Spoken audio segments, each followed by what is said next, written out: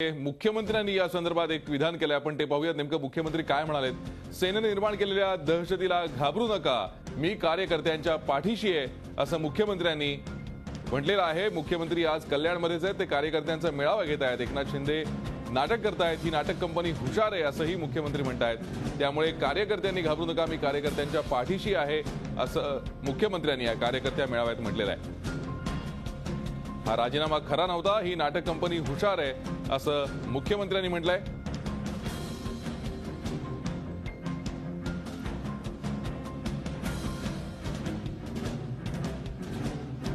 कल्याणमधल्या जाहीर सभेत उद्धव ठाकरेंनी एकनाथ शिंदेंचा राजीनामा न स्वीकारणं, त्याचबरोबर भाजपला निर्वाणीचा इशारा देणं, ही सगळी नाटकं आहेत. ही नाटक कंपनी हुशार आहे. भाजपच्या कार्यकर्त्यांनी शिवसेनेच्या दहशतीला घाबरू नये, कार्यकर्त्यांच्या पाठीशी मी आहे, असं मुख्यमंत्र्यांनी म्हटलंय. आपण पुन्हा एकदा जाऊया दीपक भातुसे यांच्याकडे. दीपक, जसं आता आपण बोलत होतो की दोन्ही पक्षांमधले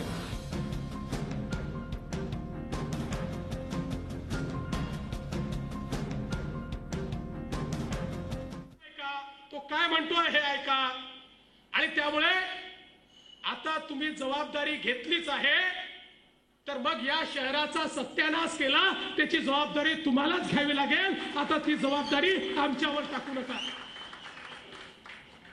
खरं म्हणजे परवा आमचे राज ठाकरे यांनी एक प्रेझेंटेशन केलं. आता नाशिकचे आमचे एक मित्र या ठिकाणी आहेत, ते सांगू शकतात.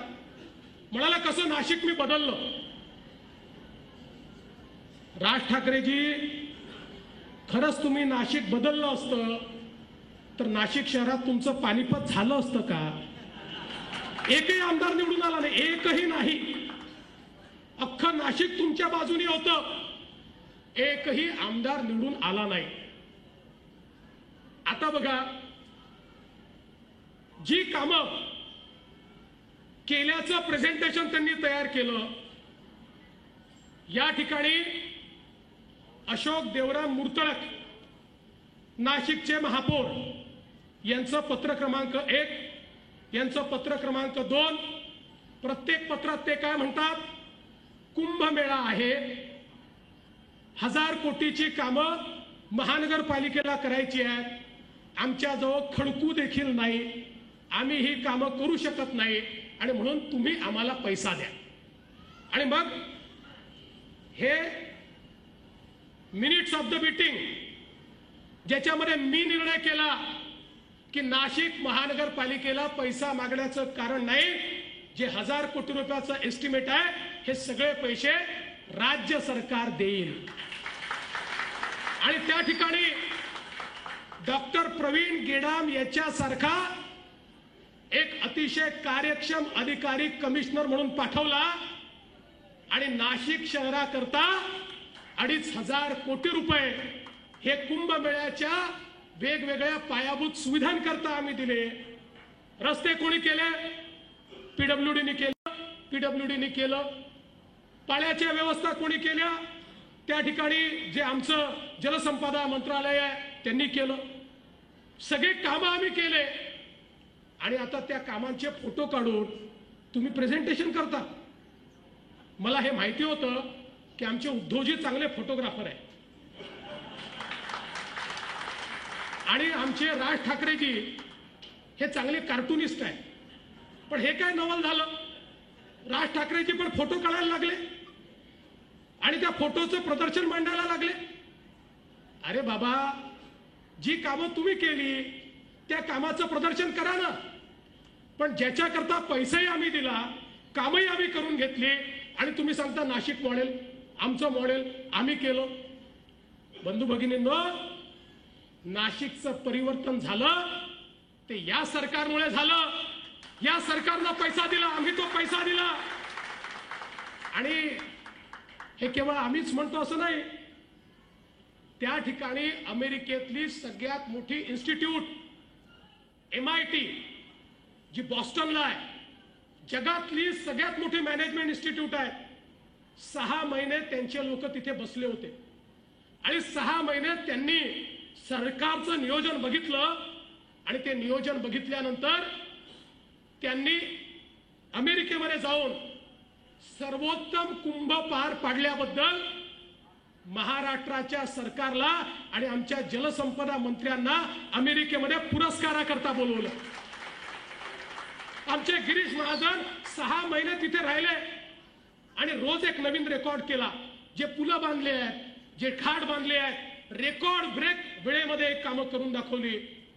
आणि म्हणून आमच्या आमदारांना बोलवलं, आमच्या मंत्र्यांना बोलवलं, तुमच्या महापौरांना नाही बोलवलं. पण ठीक आहे, शेवटी महानगरपालिका आहे आणि काही माझा त्या महापौरांबद्दल राग वगैरे नाहीये. ठीक आहे, चांगला माणूस आहे, तोही आपला काहीतरी करायचा प्रयत्न करतोय.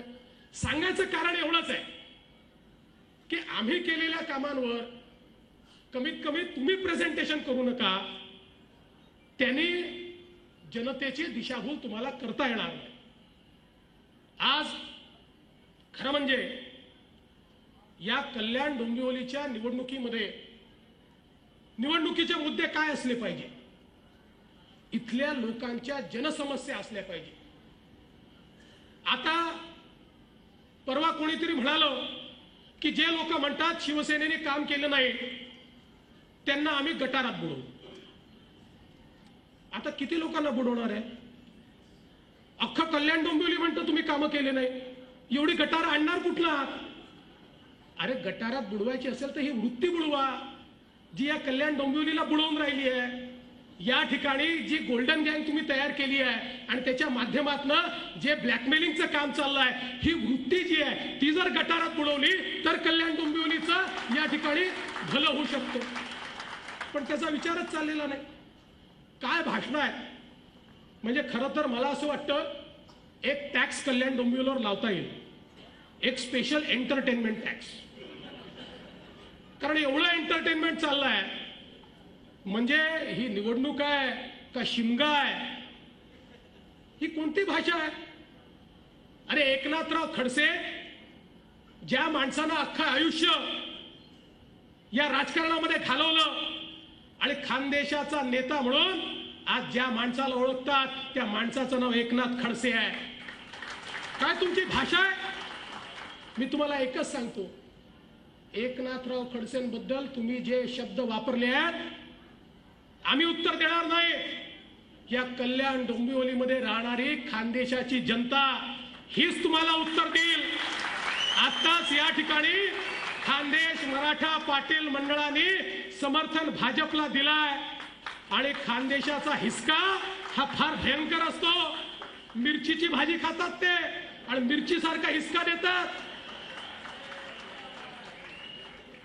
त्यामुळे या निवडणुकीमध्ये हा खानदेशी हिसका हा निश्चितपणे तुम्हाला तो मिळणारच आहे. खरं म्हणजे कार्यकर्ता मित्रांनो, आज हा भूत प्रमुखांचा मेळावा आहे आणि त्यामुळे मला एवढंच सांगायचं आहे आपल्याला की आता रात्र वैऱ्याची आहे. आपण असं म्हणतो वैऱ्याची आहे, रात्र आपलीच असते, काय काळजी करू नका वैऱ्याची वगैरे. पण आपल्याला सजग राहण्याची आवश्यकता आहे.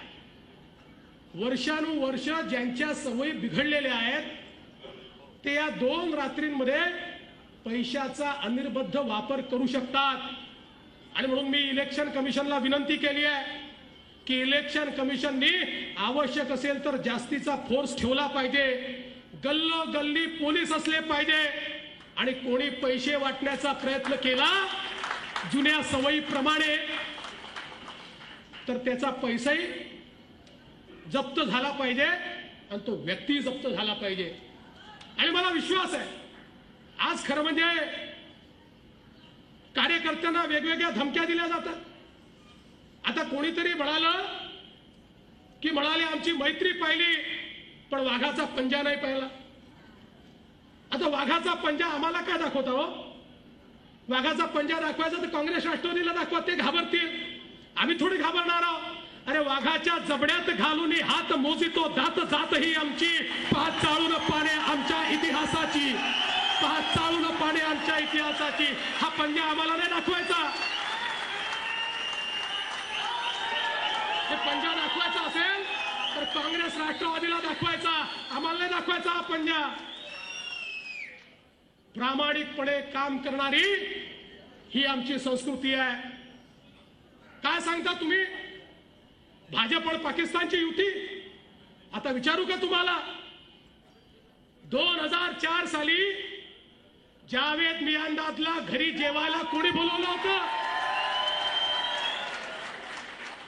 अरे तिकडे वानखेडेची पीच खोदायची, फिरोजच्या कोटलाची पीच खोदायची, आणि दाऊदचा समधी असलेला जावेद मियांदाद याला जेवायला बोलवायचं. आम्ही नाही जेवलो, आम्ही जेवलो नाही, आम्ही पाकिस्तान्यांसोबत जेवलो नाही. बंधू भगिनींनो, पण जाऊ द्या, या सगळ्या गोष्टी फार मनावर घ्यायच्या नसतात. आपण असं समजूया की जावेद मियांदाद एक उत्कृष्ट क्रिकेटपटू असल्यामुळे त्याच्या क्रिकेटपटूच्या गुणांवर भाळून त्याचा सन्मान करण्याकरता जेवण दिलं असेल. मग असंच एक उत्कृष्ट गायक असलेले गुलाम अली यांना आम्ही जेवायला न बोलवता केवळ ते देशामध्ये जगजीत सिंग यांना श्रद्धांजली देण्याकरता आले तर त्यांच्यावर हल्ला करू नका, त्यांना संरक्षण द्या एवढं म्हटलं तर आम्ही राष्ट्रविरोधी, आणि जावेद मियांदादसोबत जेवले तर तुम्ही राष्ट्रवादी. हा कोणता नियम आहे? असं आहे, कोणीच कोणाच्या राष्ट्रभक्तीवर बोट उचलू नये, कारण जेव्हा एक बोट उचलाल 4 बोट तुमच्याचकडे असतील. मी त्या दिवशी सांगितलं, मला तर आश्चर्य वाटतं. मी म्हणालो आमच्या राष्ट्रवादाला आव्हान देऊ नका आणि आम्हाला राष्ट्रवाद समजवू नका. हे एवढं का झोंबलं? हे झोंबण्याचं काय कारण आहे? उलट हे म्हणायला पाहिजे होतं की बाबा तुम्ही राष्ट्रवादाचं बोललात, तुम्ही पाकिस्तानाच्या विरोधात बोललात, तुम्ही काश्मीर बद्दल बोललात, तुम्ही देशाबद्दल बोललात, फार चांगलं झालं. पण शेवटी ज्यावेळी निवडणुका जवळ येतात त्याच वेळी नेमका पाकिस्तान विरोध का आठवतो, आणि निवडणुका निघून गेल्यानंतर हा पाकिस्तान विरोध नेमका जातो कुठे? आमच्या नसा नसामध्ये पाकिस्तानचा विरोध आहे, आणि आमची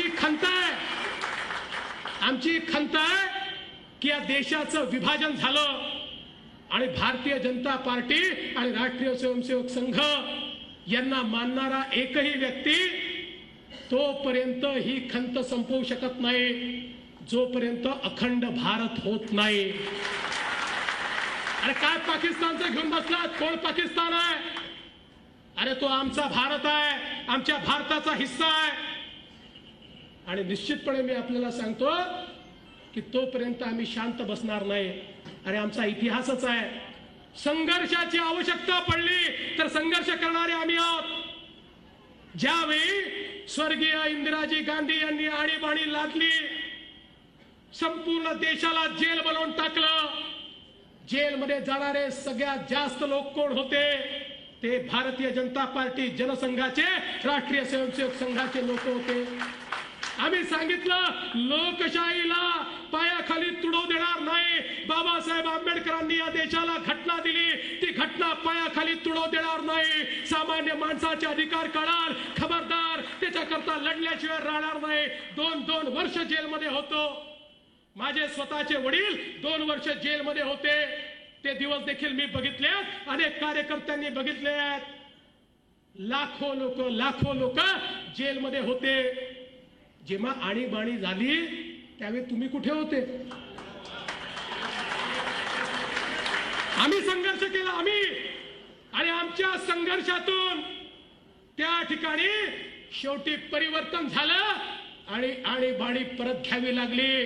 डॉक्टर बाबासाहेब आंबेडकरांनी संविधानाच्या माध्यमातून सामान्य माणसाला दिलेले अधिकार हे त्याला परत देण्याचं काम त्या काळात जर कोणी केलं असेल तर जयप्रकाश नारायण यांच्या नेतृत्वामध्ये आमचे अटल बिहारी वाजपेयी असतील, आमचे लालकृष्ण अडवाणी असतील, या सगळ्यांनी एकत्रितपणे त्या काळामध्ये केलं आहे. आणि म्हणून तुम्हाला एवढंच सांगण्याकरता आलो आहे, काळजी करायचं कारण नाही आहे.